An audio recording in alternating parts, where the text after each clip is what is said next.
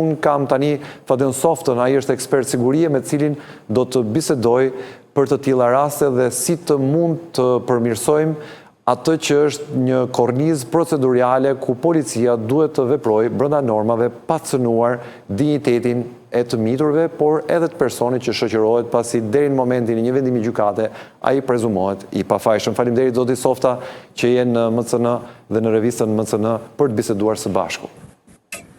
Faleminderit juve, është kënaqësi. Si shpjegohet që efektiv të policisë nuk e kuptojnë që në raste të tilla, siç janë këto që ne po flasim dhe do të bisedojmë së bashku,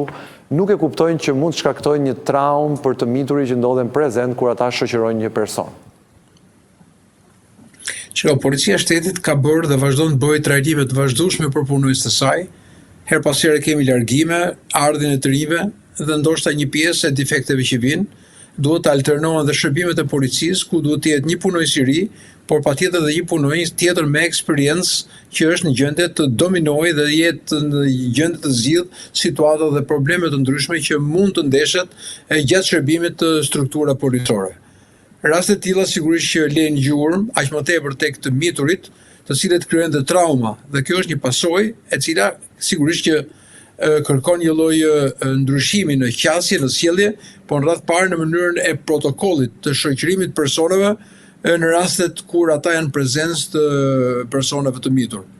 Rasti i Vlorës për shembull, që u transmetua në moment asaj video virale,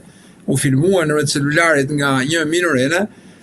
pati një ehon në sa i përket ndjeshmërisë ku gjithsecili për nesh ndjeu pjesën e prindit, kurse nga pikpamja profesionale sigurisht që policia e shtetit ka të drejtë të bëjë shoqërimin e personave, por dhe në rastet kur ka prezencë të minorenëve, ka protokolle të cilët duhet ditë të zbatojë,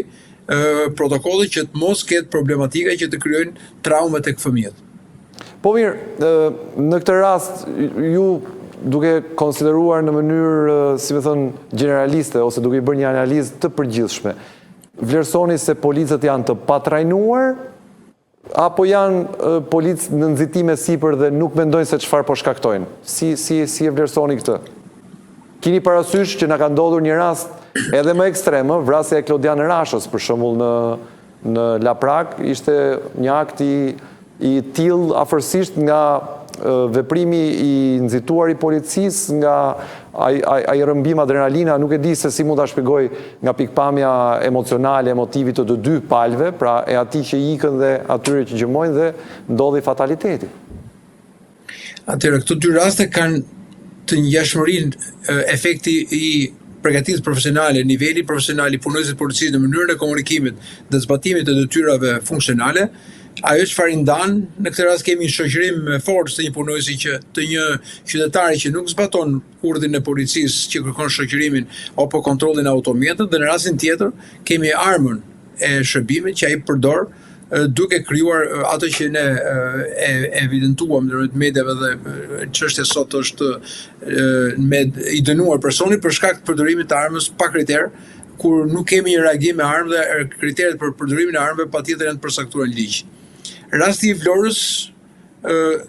ka një moment kur punonjësi i policisë bën ndalimin e automjetit për shkelje të rregullave të qarkullimit rrugor. Nuk e di nëse ka pasur informacione paraprake apo jo, por ai rast paktën evidentohet si një shkelje e rregullave të qarkullimit rrugor, dhe në raste të tilla kur punonjësi i policisë ndalon qytetarin, veprimi i parë ose komunikimi i parë do të jetë shumë i qartë dhe i thuhet arsyeja e ndalimit është dhe i jep arsyeën e ndalimit. Dhe pastaj kërkon dokumentacionin dhe ndoshta kur ka element dyshues brenda automjetit, pra me sy të lirë, në disa sekonda verifikon sjelljen e drejtuesit, nëse brenda automjetit shikon sende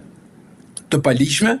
dhe nëse ka prezencë, siç ishte dhe rasti i një minoreni. Dhe mbi këtë bazë ndërton protokollin ose zbaton protokollin e veprimeve që duhet të bëjë, si në drejtim të kontrollit të dokumentacionit, të kontrollit të automjetit, por rreth parë dhe të izolimit të vetë të një minorene që të mos shikojë këto probleme dhe të cilat mund të krijojnë trauma apo mund të krijojnë problematika pastaj për shkak të moshës. Okej, ne kemi këtë lloj niveli policie dhe policimi tani më. A mund të themi që jemi përpara kushteve të dështimit se si ushtrohet ligji në të tilla raste nga policia? Jo, nuk mendoj që është e tillë që të kemi dështimin, përkundërzi ai ka kryer detyrën e tij. Shoqërimi është pjesë e detyrave që ka një patrull, një punojës shërbimi, i qarkullim rrugor, i repartit shqiponjave apo shërbime të tjera, në rastet kur ti kundërshton, qytetari kundërshton punojësin e policisë, patjetër që ai ka të drejtën të ushtrojë kontrollin ndaj automjetit, sepse mund të ketë arsye të ndryshme refuzimi. Kjo mënyrë se si policia vepron her pas here dhe kur rastet bëhen dhe virale në mediat online, krijon një lloj, duhet thënë, ndoshta edhe në kufite urrëties ndaj veprimeve të policisë, një lloj revolte,